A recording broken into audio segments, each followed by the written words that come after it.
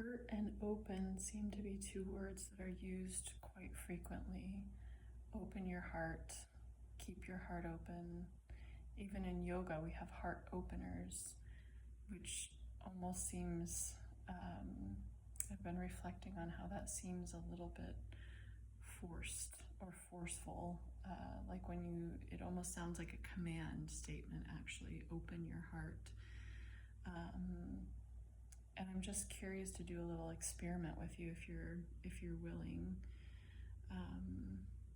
I want to show you something first, and then we'll do the experiment. So it's interesting if you tell somebody to make a fist, and then if you try and open it, like the tendency is to like close more and more. And so this is a little bit what I'm talking about, that it feels to me a little bit like a command statement. Open your heart, open your heart, open your heart. And so I feel like the tendency in my body anyway is to kind of contract away from that statement of like open your heart. Whereas if you kind of caress slowly something that is in contraction or hiding or in a protective defensive state, the tendency with softness or relaxation is that it's just going to kind of relax and release. So the experiment that I'm going to invite you into it'll just be like 2 to 3 minutes. If you're willing, close your eyes.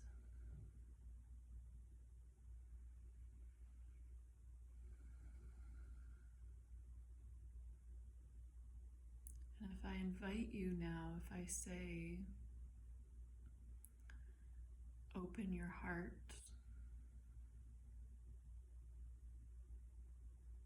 what does that feel like in your heart?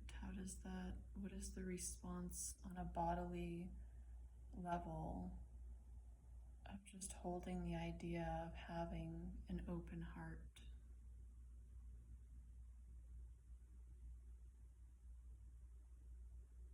Words can be incredibly powerful, and the sensations that it gives us in our body informs us and gives us information about how the words that we choose can actually shift or inform how we embody what we're speaking about.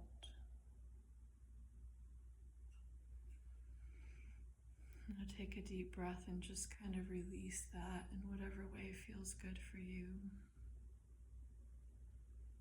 And now the next invitation is, what would it feel like to invite presence to your heart?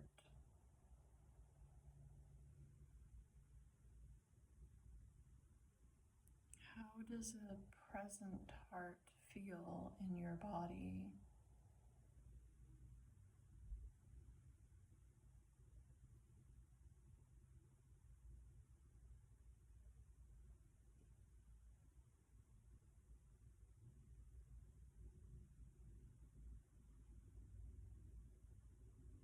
And then take a breath in and out. Open your eyes.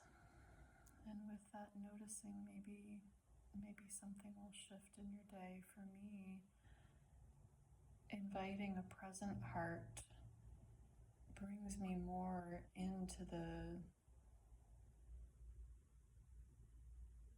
embodiment of the heart.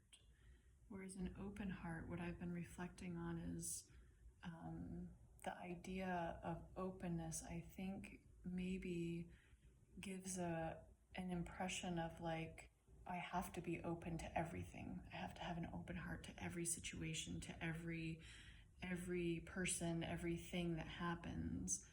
And then there maybe is a moment when we realize like, oh, I don't really feel open to this person. I need to close again. And so the duality of that, of like the opening and closing, I think maybe can be a little bit confusing to the body, the heart, the mind of, of feeling like, oh, I have to be open, or if I can't, if I don't feel like I can be open to this situation or this person, I have to close. And so that creates a particular way of holding the heart. Whereas for me, when I invite a present heart, what I notice is just presence within and around my heart. And with presence comes discernment. And discernment allows me to move and flow with ease in situations and with people. And instead of having this constant kind of open, closed, open, closed, open, closed, which doesn't feel particularly good in my body. So sense how that reframing feels for you.